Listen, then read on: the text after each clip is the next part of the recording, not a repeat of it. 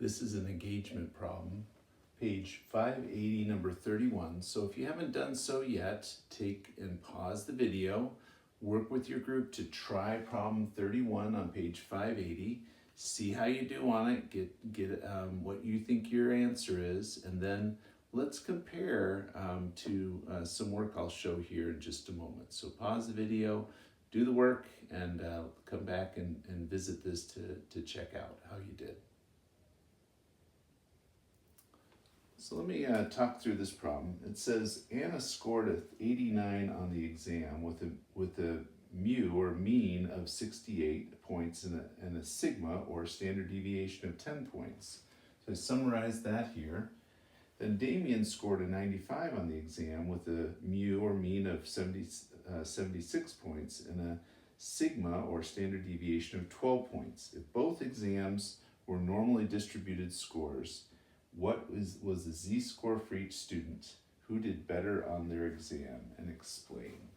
So let's go ahead and talk about this. When you look at this and talk about better, you really would think that you'd want to say Damien scored better because he got a higher score. But remember, this is relative to how it's normally distributed. This mean is lower than that mean. So it was probably a tougher test if they had the same number of points. And notice that this spread was less. And so this spread was a little bit bigger. So you'd expect there to be a student scoring a little bit higher. So you got to compare them. We want to do our z-score. And if you remember how you do a z-score, is you take the actual number, subtract the mean, and divide by the standard deviation. So when we do that, let's go ahead and do our calculation on that. So we're going to take our 89 minus 68. We get 21. That's 21 points divided by 10, and that's going to be 2.1. So in this case, Anna scored over 2 points, 2 standard deviations past the mean. Let's check out Damien's score.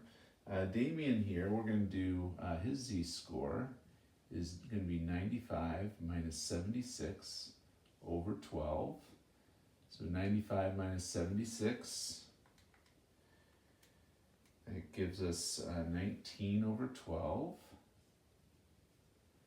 And when we divide that, 19 divided by 12, you get less than 2 standard deviations above the mean. That's about 1.58 for around to 2 decimal places, 1.6 standard deviations above the mean. So let's round to the same decimal place. So let's make that a 1.6. So if we compare those two, notice that this one's more standard deviations above the mean than this one. So if we were to, this is first of all the first part of the answer, what are the z-scores? So we answered that part. And then I'd have to say that Anna did better. Okay, and the reason for that is because she scored further away from the mean using her standard deviation than Damien did.